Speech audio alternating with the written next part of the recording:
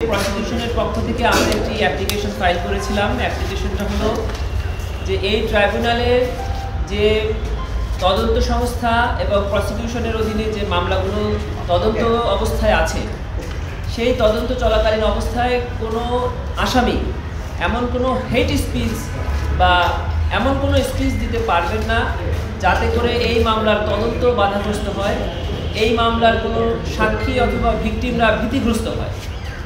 আপনারা ইতিমধ্যে দেখেছেন যে কিছু সোশ্যাল মিডিয়া এবং প্রিন্ট অ্যান্ড ইলেকট্রনিক মিডিয়াতে এই মামলার একজন আসামি শেখ হাসিনার কিছু বক্তব্য এবং ফোনালাপ ফাঁস হয়েছে, যেখানে তিনি কিছু বক্তব্য দিয়েছেন, যেখানে আমরা দেখতে পাচ্ছি যে উনি বলছেন যে 227টি মামলা হয়েছে, অর্থাৎ 227 জনকে মার্ডার করার সার্টিফিকেট পেয়েছে, লাইসেন্স পেয়েছে।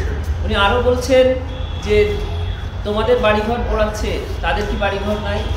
এই শব্দগুলো দিয়ে এই মামলার ভিকটিম এবং উইটনেসদেরকে এক ধরনের থ্রেট দেওয়া হয়েছে। যে সকল সাক্ষীরা ইতিমধ্যে আমাদের কাছে জবানবন্দি প্রদান করে গেছেন, তাদেরকে কিন্তু ট্রাইব্যুনালে এসে জজদের সামনে সাক্ষ্য দিতে হবে। এই ধরনের বক্তব্য যদি পাবলিকলি পাবলিশড হয়, ব্রডকাস্ট হয়, তাহলে আমরা ট্রায়ালের সময় সাক্ষীদেরকে আর ট্রাইব্যুনালে আনতে পারবো না, তারা বিপর্যস্ত হবে। এবং পরবর্তী যে সাক্ষীরা আছে, এখনও ঘটনাস্থলগুলো আছে, সেখানে গিয়েও আমাদের তদন্তকারী সংস্থা, তদন্তকারী কর্মকর্তারা এই সাক্ষীদের জবানবন্দি করতে পারবেন। শুধু তাই নয়, হেট স্পিচ এমন একটি অপরাধ যেটি শুধু বাংলাদেশে নয়, সারা পৃথিবীর সকল আইনে সকল জায়গাতে হেট স্পিচ একটি ক্রিমিনাল অফেন্স যেটি করা হচ্ছে, সেটি বন্ধের জন্য এবং সেটি ভবিষ্যতে পাবলিকেশনস বন্ধের জন্য এবং ইতিপূর্বে যে হেট স্পিচগুলো আমাদের সোশ্যাল বা ইলেকট্রনিক মিডিয়াতে আছে, সেগুলো রিমুভ করার জন্য আমরা আবেদন করেছিলাম। মাননীয় ট্রাইব্যুনাল আবেদনটি শুনেছেন, আমাদের ট্রাইব্যুনালের আইন শুনেছেন, আন্তর্জাতিক আইন শুনেছেন এবং আমাদের দেশে প্রচলিত বর্তমান আইনগুলোও শুনেছেন।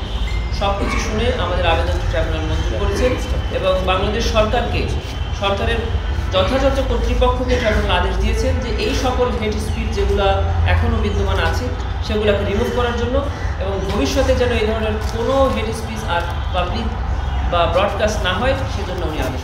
এই আবেদনটি করেছিলাম শুধু একজন আসামির ক্ষেত্রে, আসামি শেখ হাসিনা, সাবেক প্রধানমন্ত্রী, ওনার জন্য এই আবেদনটি করেছিলাম, কারণ এখন পর্যন্ত শুধু ওনার স্পিচগুলোই আমাদের হাতে আছে এবং তার প্রমাণ আমরা ইতিমধ্যে পেয়েছি।